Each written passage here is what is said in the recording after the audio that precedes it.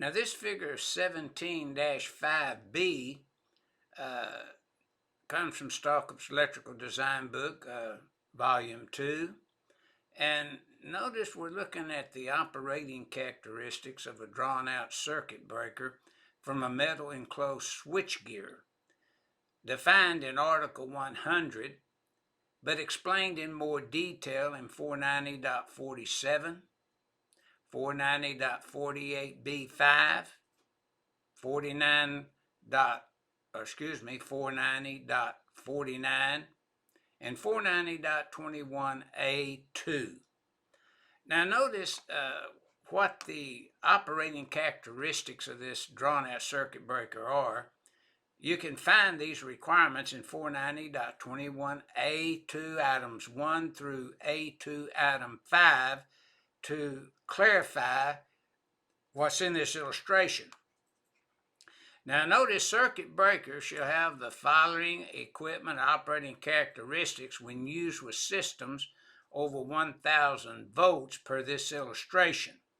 In bullet 1, an accessible mechanical or other identified means for manual tripping independent of control power.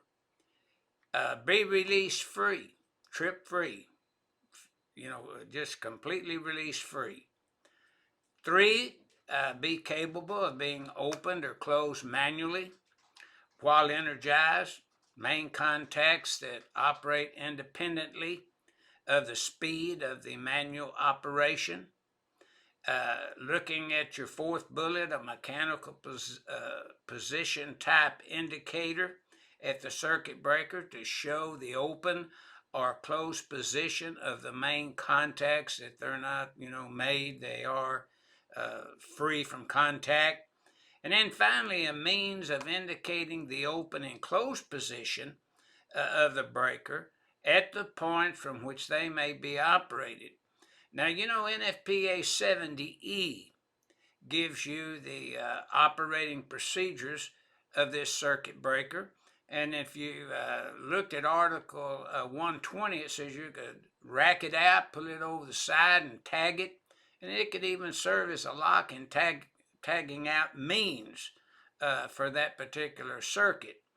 And this figure 17-5B as in boy simply gives you the operating characteristics of such a drawn-out circuit breaker in accordance with 490.21A2 items 1 through A2 items 5.